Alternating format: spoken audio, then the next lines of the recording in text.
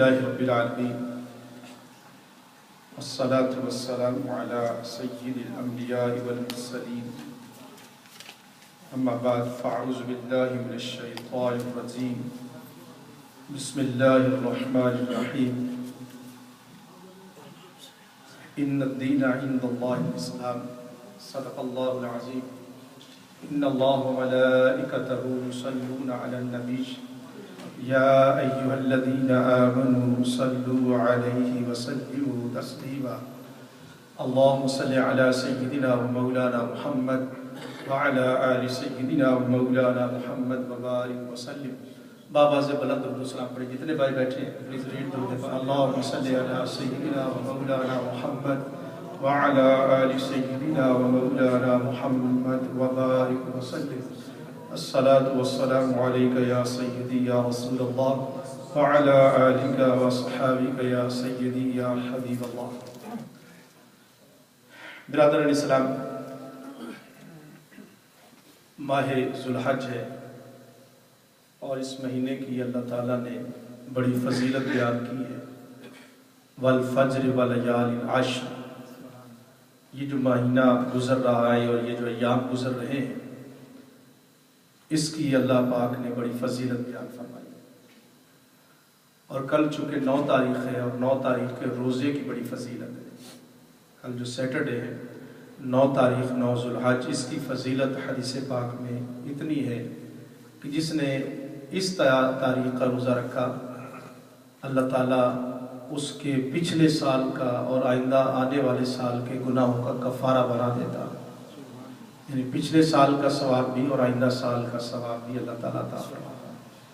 تو کل 9 تاریخ ہے ہمارے، اس اعتبار سے پاکستان میں 9 سنڈے کو ہوگی، تو وہ پاکستان والے جو ہیں وہ 9 تاریخ کو روزہ رکھیں گے۔ تو اس اعتبار سے کل میدان یوم عرفہ ہے، اس اعتبار سے 9 تاریخ کے روزے کی اللہ تعالیٰ نے فضیلت بیان فرمائی ہے۔ اسی طرح سے رب العالمین نے ان مہینوں کی جو فضیلت ہے وہ بیان فرمائی اور ان راتوں کی فضیلت بیان فرمائی۔ والفجر، فجر کی قسم، ولیال عشر، اور 10 راتوں کی قسم۔ اور مفسرین کرام فرماتے ہیں کہ یہ جو راتیں گزر رہی ہیں ان کی عبادت کی بہت زیادہ فضیلت ہے۔ ان راتوں کو عبادت کرنی چاہیے، روزہ رکھنا چاہیے، دن کو قیام کرنا چاہیے۔ اسی طرح سے جن حضرات نے قربانی دینی ہے تو ان کے لیے یہ حکم ہے کہ وہ جو ہی مہینہ شروع ہوا تو وہ بال نہ کٹوائیں، ناخن نہ ترشوائیں، اور قربانی کریں تو قربانی کرنے کے بعد وہ اپنی حجامت کروائیں۔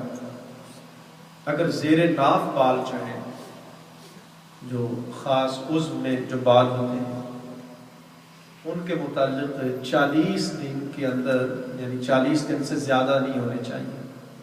اگر کسی کے 40 دن سے زیادہ ہے تو وہ ان دنوں میں اس پر لازم ہے کہ ان بالوں کو کاٹے جو زیر ناف بال ہے۔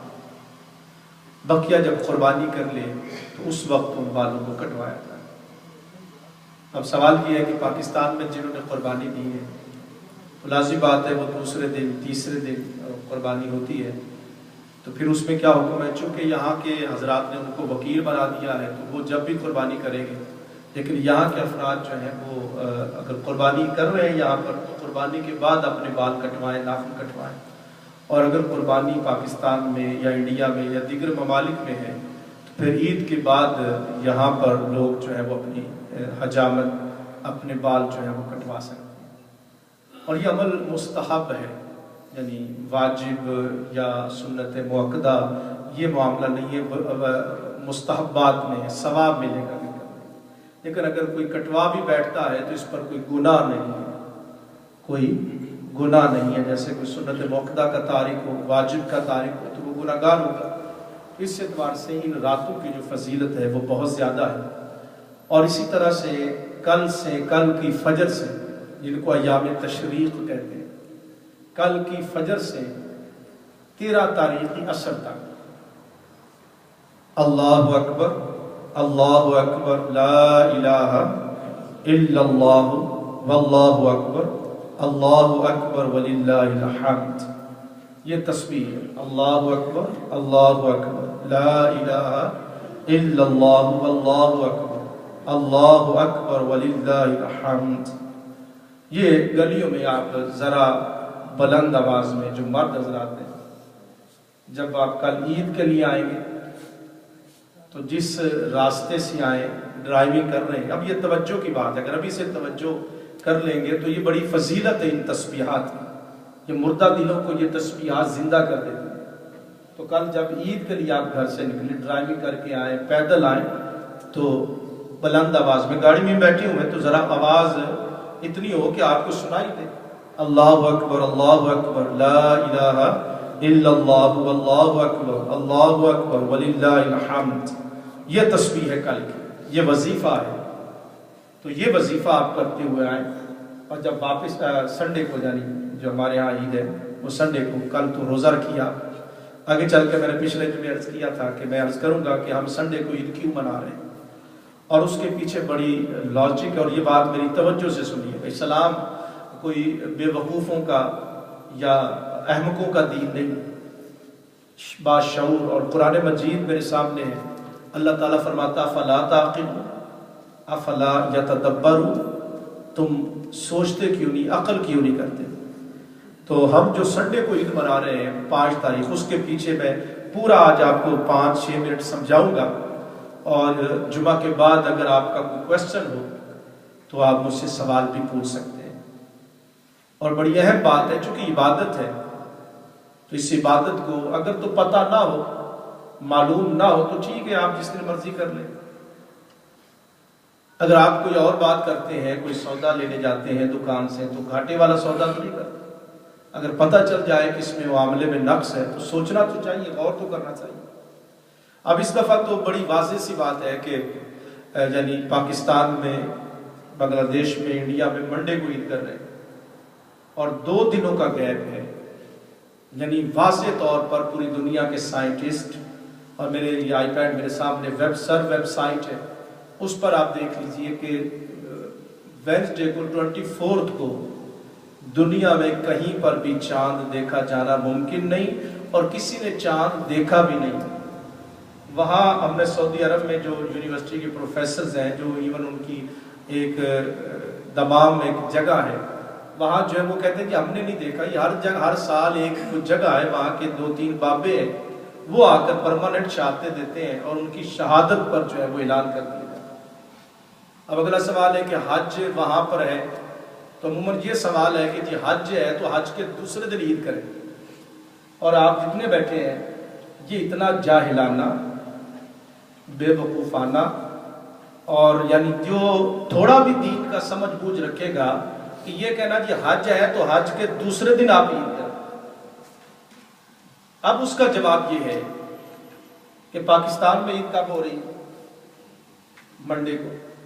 तो हज सऊदी अरब में आज हुआ ना, तो फिर सैटरडे को पाकिस्तान में, इंडिया में, इवन मोरक्को में संडे को ईद है, तो फिर दूसरे दिन ईद होनी चाहिए। तो ये पता नहीं फैला दिया गया कि जी ईद हो गई तो ईद के दिन, और ईद का ताल्लुक सऊदी अरब से है। और इवन जो हाजी हजरात बैठे हैं, इन सब से पूछ लीजिए, आप लोग हज पर गए थे तो क्या वहां ईद अदा की थी? किसी हाजी ने ईद पढ़ी है? जो हाजी हज पर जाते हैं उन पर ईद पढ़ना वाजिब ही नहीं। वो हज वाले दिन कुर्बानी या शैतान को कंकर मारना, हलक करवाना, ये काम होता है। आपके रिश्तेदार जो गए हुए हैं उनसे पूछिएगा कल उन्होंने वहां पर ईद पढ़ी। तो ईद का ताल्लुक हज के साथ है ही नहीं। ईद हज के साथ इसका कोई ताल्लुक ही नहीं। जो हाजी हज पर जाते हैं वो ईद अदा ही नहीं करते, उन पर ईद वाजिब ही नहीं है। हम जो ईद पढ़ रहे हैं ये ईद वाजिब है हमारे को। तो जो हज पर जाता है उसको छूट है, वो ईद नहीं पढ़ता। वो 10 तारीख को कोई भी हाजी ईद अदा नहीं करते। तो फजर पढ़ते हैं, फिर जोर पढ़ते हैं, फिर मिना के अंदर रहते हैं, जाते हैं वहां कंकर मारते हैं, कुर्बानी करते हैं। तो ये ज़हन में रखिएगा कि हज का ताल्लुक ईद के साथ नहीं, ये बात पक्की बात बता है। اور دوسری بات جو میں بتانا چاہتا ہوں، عید کب فرض ہوئی؟ جب نبی پاک صلی اللہ علیہ وآلہ وسلم مکہ پاک سے ہجرت فرما کے مدینہ پاک آئے تو اس وقت کھیل تماشا ہوتا تھا مدینہ پاک میں۔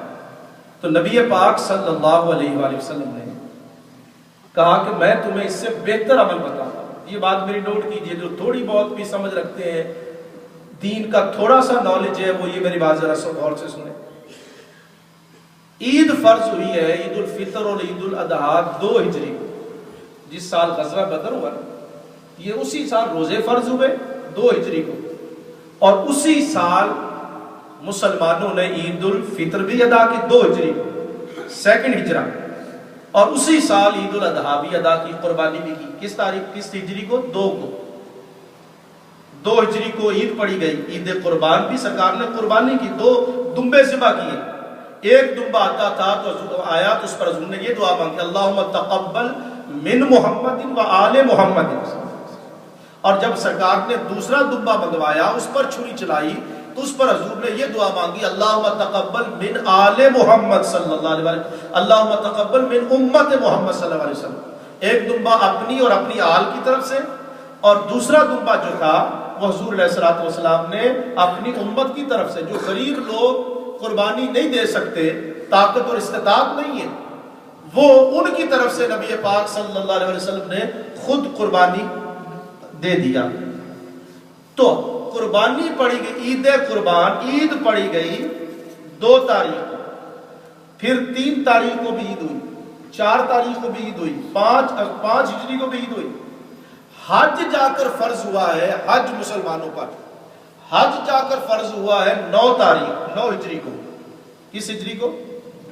یعنی مسلمان 7 سال تک قربانی کرتے رہے مگر حج کسی نے نہیں پڑھی، حج کرنے کوئی نہیں گیا مدینہ پاک سے۔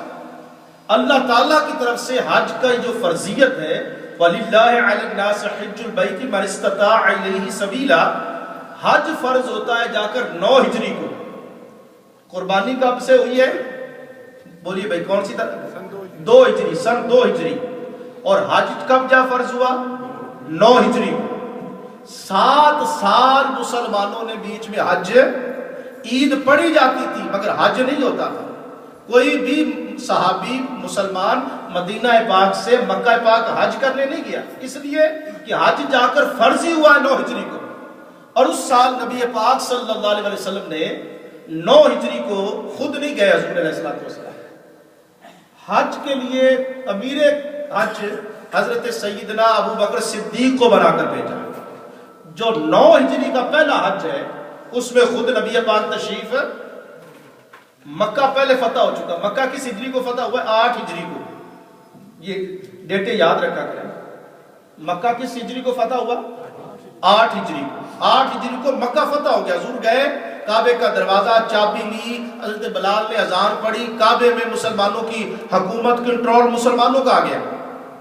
تو پھر اس سال 8 ہجری کو کعبہ فتح ہو گیا، مکہ پاک فتح ہو گیا۔ 9 ہجری کو مسلمانوں پر حج فرض ہوا۔ روزے پہلے فرض ہو چکے تھے 2 ہجری کو، نماز 2 ہجری کو فرض ہو چکی تھی، حج نہیں فرض ہوا تھا۔ حج جا کر فرض ہوا 9 ہجری کو۔ امیر قافلہ جو تھے وہ سیدنا ابو بکر صدیق تھے رضی اللہ تعالیٰ۔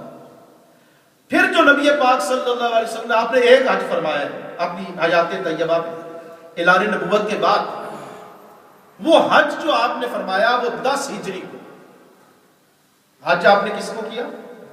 اور نبی پاک کا جو وصال ہوا ہے وہ 11 ہجری کو ہوا، 11 ہجری، یعنی آپ نے ذوالحج حج ادا کیا، ذوالحج میں، محرم میں واپس گئے، سفر گزرا، اور ربیع الاول شریف میں نبی پاک کا وصال ہو گیا، آپ پردہ فرما گئے دنیا سے۔ یعنی حج کے بعد ظاہری طور پر سرکار 3 مہینے رہے مدینہ پاک میں، پھر حضور کا ربیع الاول میں وصال ہو گیا تھا۔ تو سرکار نے جو حج، ایک حج کیا تھا وہ 10 ہجری کو کیا۔ تو سوال یہ ہے کہ پہلے 7 سال تک مسلمان حج قربانی کرتے رہے مگر حج نہیں تھا۔ اگر حج کہ دوسرے دن قربانی کرنی ہے تو 7 سال تک تو حج فرض ہی نہیں ہوا تھا، تو مسلمان جو قربانی کرتے رہتے وہ کس بنیاد پر کرتے رہتے؟ تو مسئلہ یہ سمجھانا